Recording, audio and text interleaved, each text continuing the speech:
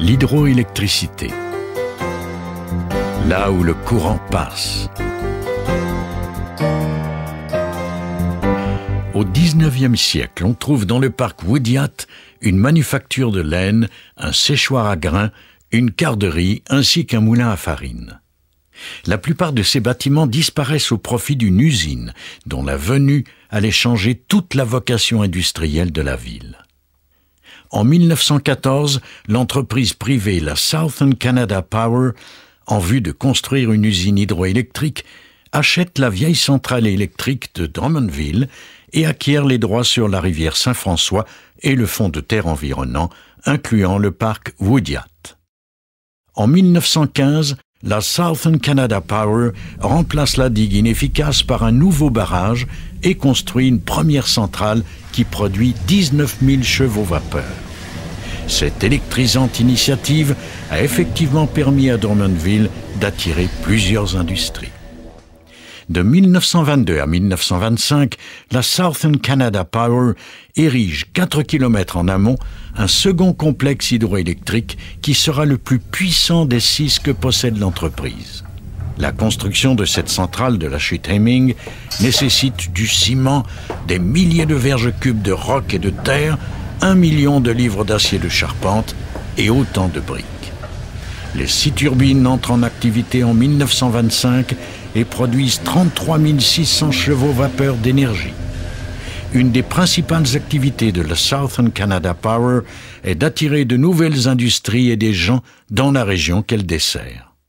En 1924, elle achète même une partie des actions de la compagnie du manoir Drummond, car elle souhaite se doter d'un hôtel confortable pouvant accueillir les dirigeants d'entreprise qu'elle veut convaincre de s'établir à Drummondville.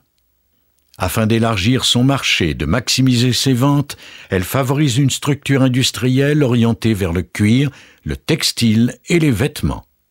Ces manufactures consomment peu d'énergie et de surcroît, elles nécessitent une main-d'œuvre abondante.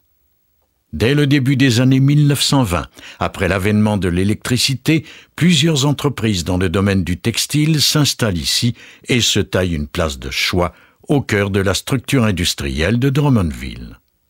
Dès 1919, la Butterfly Hosiery, qui fabrique et exporte aux 4 coins du monde ses bas de soie, s'implante ici. Une autre usine emboîte le pas en 1923 et fait de la teinture et de l'impression des tissus sa réalisation industrielle. C'est la Dominant Silk Dye and Finishing. La Louis Russell se distingue en fabrication de tissus de soie naturelle et s'installe en 1924. La Canadian Celanese en 1926 et la Drummondville Cotton en 1928 ouvrent leurs portes, elles aussi, dans le domaine du textile. Une certaine diversification industrielle ne devient manifeste que dans les années 1930. En 1937, 26 usines donnent du travail à 4 588 personnes. La revue Québec Industrie place alors Drummondville au premier rang des villes les plus industrialisées. Ces entreprises donnent de l'emploi à 90% de la main-d'œuvre industrielle de la ville. Tout ce développement est rendu possible grâce aux barrages hydroélectriques qui ont permis à ces entreprises de naître, de se développer et de tisser dans la fibre une partie de l'histoire de Drummondville.